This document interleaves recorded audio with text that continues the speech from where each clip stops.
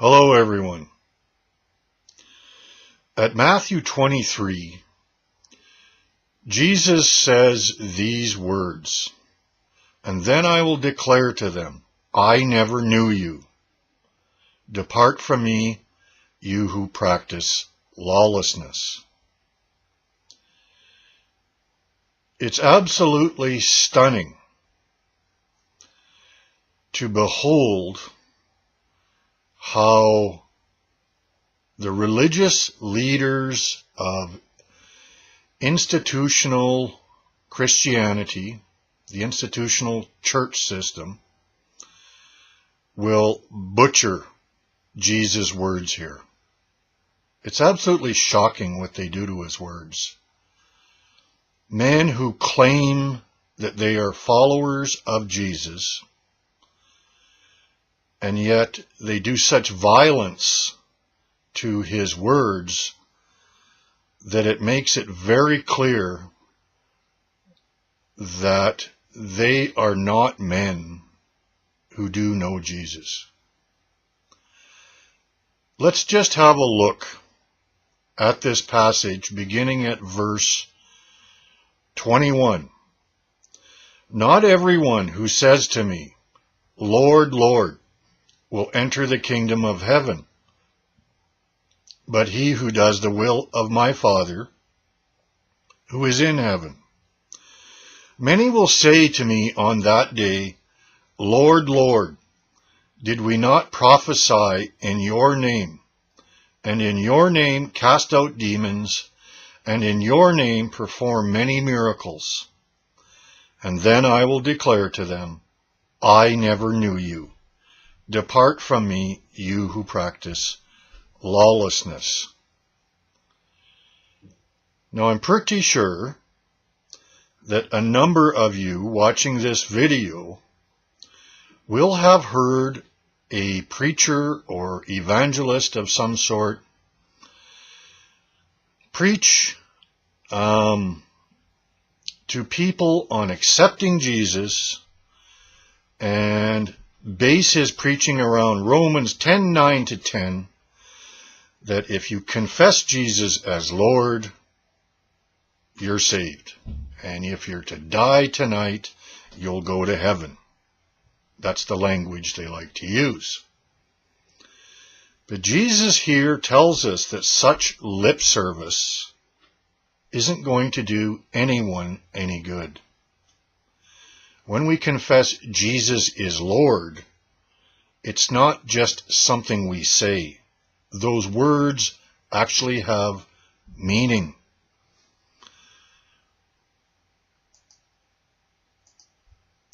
So when is Jesus going to say this? When does this happen? Well, he talks about entering the kingdom, and then he says, "Many will say to me on that day." He is talking about Judgment Day.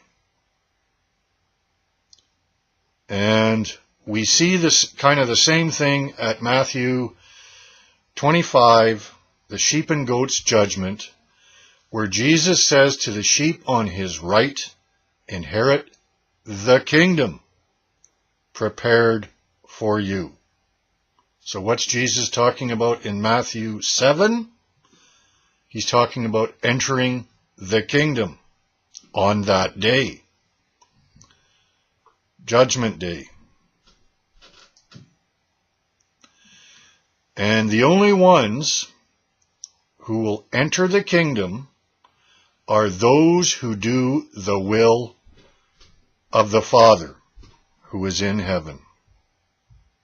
And this is where some of the games begin with these false teachers.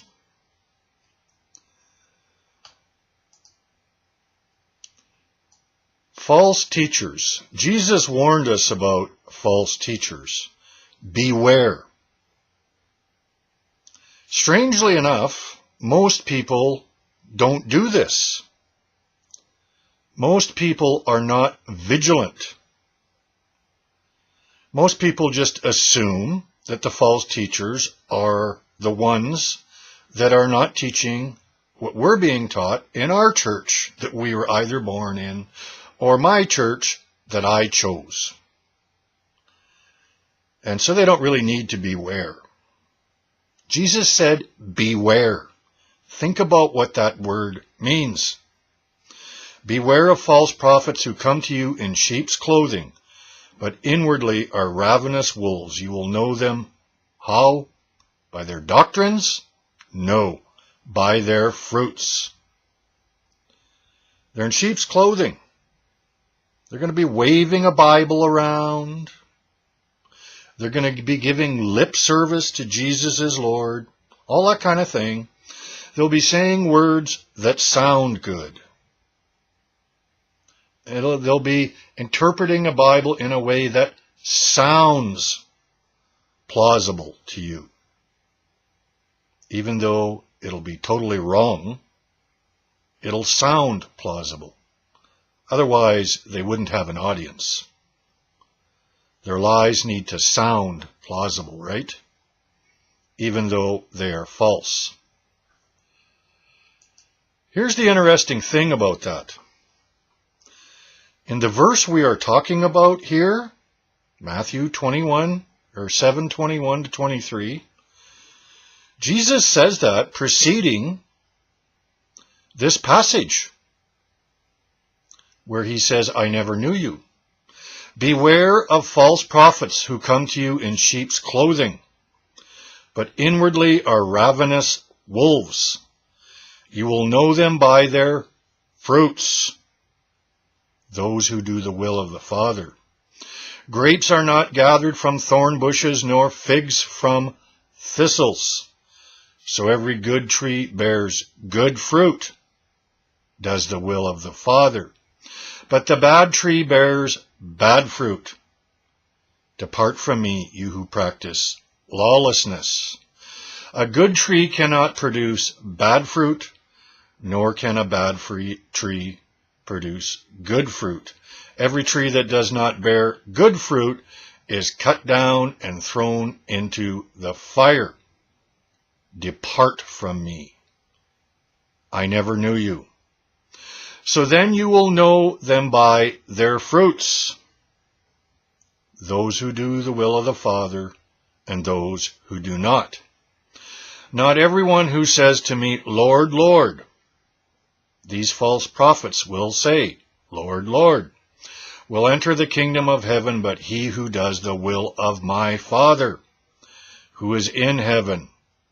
Many will say to me on that day, Lord, Lord, did we not prophesy in your name, and in your name cast out demons, and in your name perform many miracles? People deceived by false prophets, or the false prophets themselves. And then I will declare to them, I never knew you. Depart from me, you who practice lawlessness. Appreciate the context here, where Jesus gives this teaching, where he says, I never knew you. He's telling his disciples that are listening to him on this Sermon on the Mount, beware of false prophets. Not everyone who says, Lord, Lord, is going to enter the kingdom. Only those who do the will of the Father. You will know them by their fruits. Do they do the will of the Father? I never knew you. Depart from me, you who practice lawlessness. You will know them by their fruits.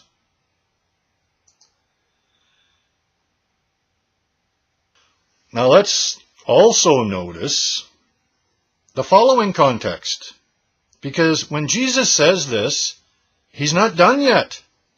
Not everyone who says to me, Lord, Lord, will enter the kingdom of heaven, but he who does the will of my Father, who is in heaven. Many will say to me on that day, Lord, Lord, did we not prophesy in your name, and in your name cast out demons, and in your name perform many miracles? And then I will declare to them, I never knew you. Depart from me, you who practice lawlessness. Therefore, When you see the word therefore, ask yourself what it is there for. Therefore, everyone who hears these words of mine and does them. What words? These are the concluding remarks of Jesus in his teaching on the Sermon on the Mount. This is how he finishes his Sermon on the Mount teaching. He's talking about all the words he spoke in the Sermon on the Mount. Everyone who hears these words of mine and does them may be compared to a wise man who built his house on the rock. And the rain fell, and the floods came, and the winds blew and slammed against that house, and it did not fall, for it had been built upon the rock. Built upon the rock. How? Doing the will of the Father. Everyone who hears these words of mine and does not do them, they don't do the will of the Father, will be like a foolish man who built his house on the sand. The rain fell, and the floods came, and the winds blew and slammed against that house, and it fell, and great was its fall. Carefully regard what Jesus is saying. Therefore, if you want to enter the kingdom of heaven, and you've heard the words I have just taught you, do them. Because if you don't do them, your house is built upon the sand, and I'm going to say to you, depart from me, you who practice lawlessness.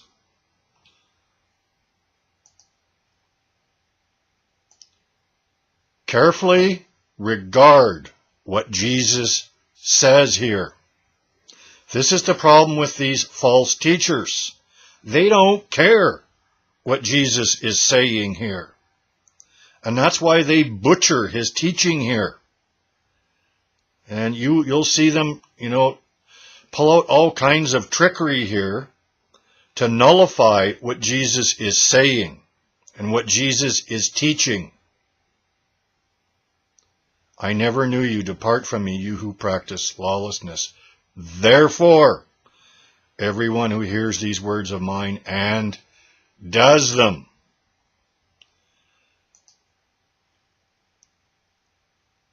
That's the will of the Father. And why is that the will of the Father?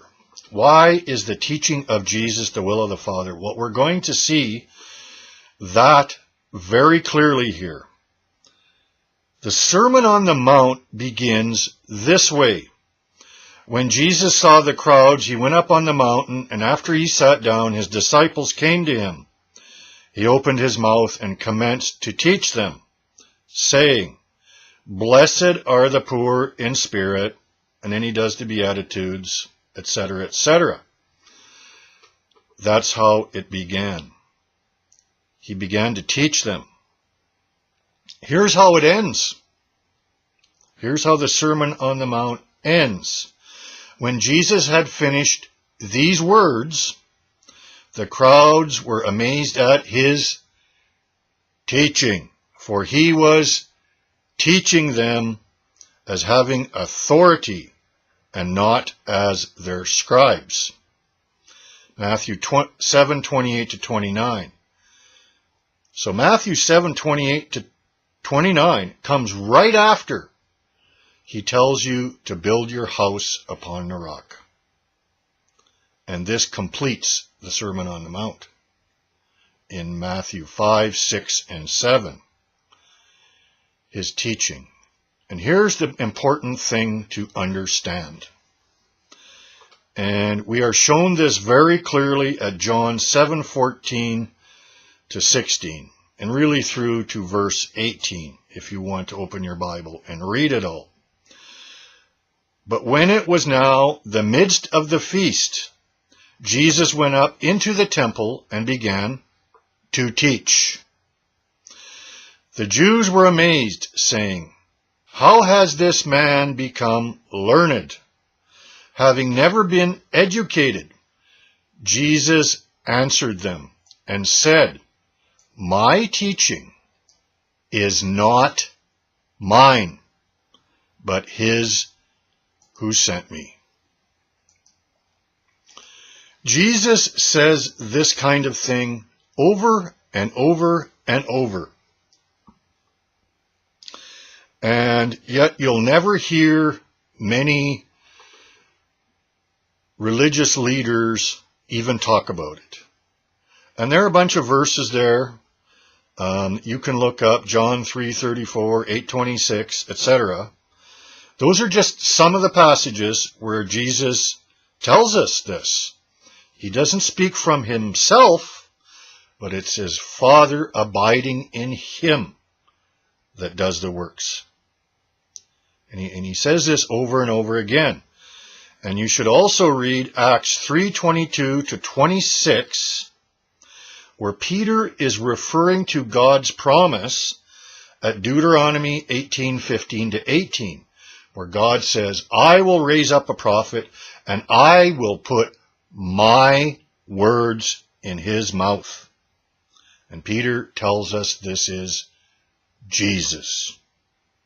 So God the Father puts his words in Jesus' mouth. And that's why Jesus says, "My teaching is not mine, but his who sent me." Jesus' teaching is not his, but the Father's who sent him. And Jesus tells us that he was sent in the name of his Father. So he's representing his Father and acting on God the Father's behalf. That's what that language means. And that's why this teaching is not his, but the Father's. He's acting on the Father's behalf. He comes in his Father's name. And Jesus explains in the Gospel of John that he only says what the Father is telling him to say, the Father abiding in him. Jesus' teaching is not his own, but the Father's who sent him. So this teaching in the Sermon on the Mount is the will of the Father. Jesus is delivering the Father's teaching. And that's why this teaching on the Sermon on the Mount is the will of the Father. It's the Father's teaching. And so when we come back to Matthew 7, where he says, "Not everyone who says to me, 'Lord, Lord,' will enter the kingdom of heaven, but he who does the will of my Father," it's everything he just taught.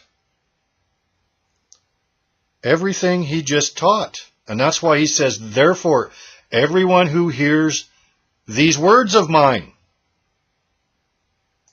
These words of mine. What words?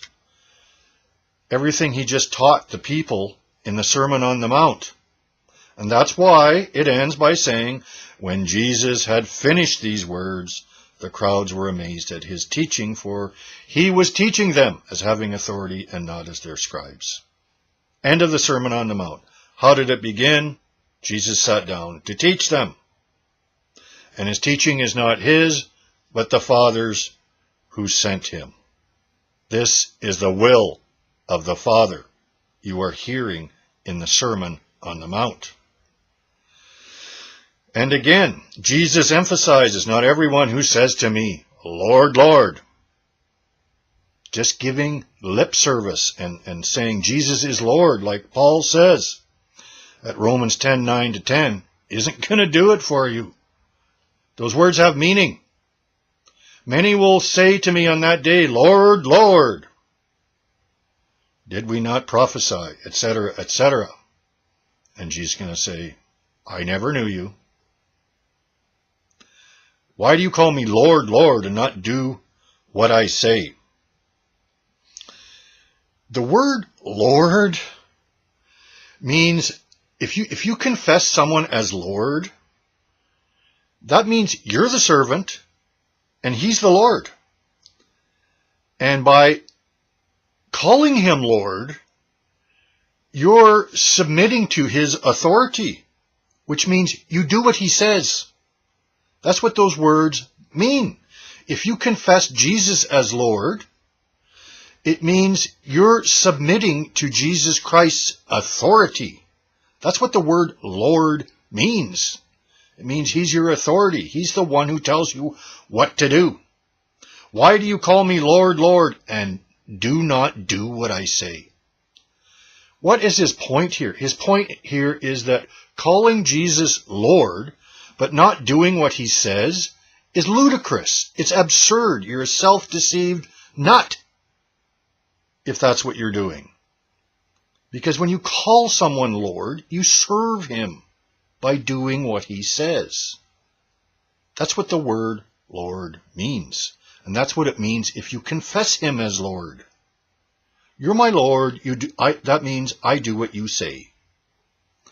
Everyone who comes to me and hears my words and does them, I will show you whom he is like. He is like a man building a house who dug deep and laid a foundation on the rock, and when a flood occurred, the torrent burst against that house and could not shake it because it had been well built. But the one who has heard and does not do them, you don't do the words of your Lord, is like a man who built a house on the ground without any foundation, and the torrent burst against it and immediately collapsed, and the ruin of that house was great. Luke 6:46-49. That's Luke's parallel account of what Jesus says in Matthew 7. Calling Jesus Lord, Lord, not doing what he says it's frankly idiotic. And that's why Jesus says this. Why do you call me Lord, Lord, and yet you don't do what I say? That's like calling someone master. You repeatedly call him master, but you never do what he says. It makes no sense. And so when Jesus says, only those who do the will of the Father, it's going to be those who hear these words of mine, the words he spoke in the Sermon on the Mount, and actually does them. And then there's those who hears these words, but doesn't do them. They just give lip service and call him Lord, but they don't do what he says. And they're like a foolish man. Very foolish, because on that day, Jesus is going to say to them, get away from me. I never knew you. And if you're deceived into various beliefs by false prophets, that's going to be you if you're not listening to Jesus here. Because listening to other men isn't going to do you any good on Judgment Day. It's going to be whether you listen to Jesus Christ. Because that's what faith in Jesus Christ means. It means you believe what he says. And you do what he says. Jesus is teaching them the Father's teaching. Saw that very clearly. He tells us to beware of false teaching leading in to this passage about Lord, Lord lip service by false teachers and those who are deceived by false teachers, which is why he is telling people to beware. Only those who do the will of the Father will enter the kingdom of heaven. And how does that happen? You build your house upon the rock by doing the things you just heard in the words Jesus spoke. Because that is the will of the Father. His teaching is not his, but the Father's who sent him. The will of the Father was being taught in the Sermon on the Mount teaching. Only the one who hears these words, all the words Jesus spoke in the Sermon on the Mount, and does them, will enter the kingdom. Jesus precedes this by warning them about false teachers who will teach you otherwise. Teach you otherwise, contrary to what Jesus is teaching here. And that's why you see them working so hard to butcher Jesus' teaching. They're false teachers.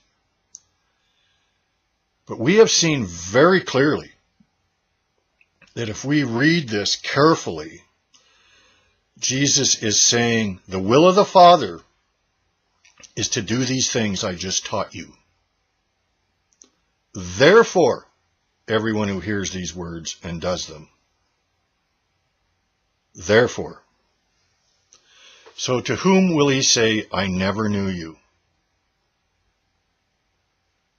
It's going to be the people who hear what Jesus taught here and butchers his words and doesn't do them. They find excuses not to do what Jesus is saying here. Because after all, they have their man-made creeds to serve. And they would rather serve those than Jesus Christ, who does the will of my Father. Therefore, everyone who hears these words of mine and does them. Those words that he's teaching on the Sermon on the Mount are the will of the Father. That's why he says, therefore.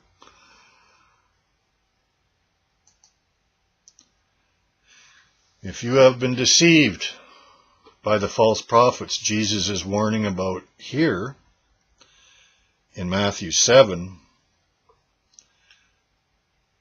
this could be you at Matthew 7:23. You're going to be hearing the words from Jesus, I never knew you. And all your self-affirmations in your head that you can dream up for yourself today aren't going to do you any good on Judgment Day. Jesus just told you the only thing that's going to do you any good. You have to follow his teachings. You have to do what he said. Only those who do the will of the Father will enter the kingdom of heaven. And then there's the false prophets and people who want to follow them. How do you know them? You will know them by their fruits. Well, what are their fruits? What is good fruit? People who are doing what Jesus says on the Sermon on the Mount. They're people who bless those who persecute them, who love their enemies, and so on. They don't seek attention like Jesus is talking about at the beginning of Matthew 6. That's what Jesus is talking about there with the Pharisees. They love applause and attention seekers. Bad fruit. Just go through the Sermon on the Mount and you'll see what good fruit is compared to bad fruit. It's about character, not doctrines. Only those who hear these words, such as Jesus taught on the Sermon on the Mount, but not only the Sermon on the Mount, Jesus had other teachings too. Only those who hear these words and the ones that do them will enter the kingdom on that day.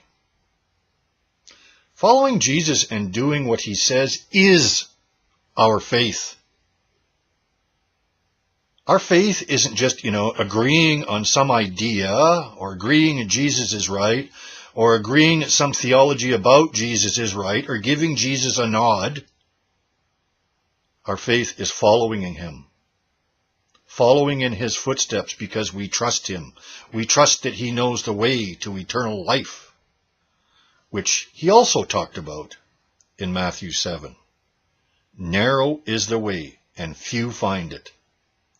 And he also tells us, Jesus, that many will be deceived by false prophets. Many deceived, few will be saved. If you don't trust what he says and do what he says, then you really don't have faith in him, do you?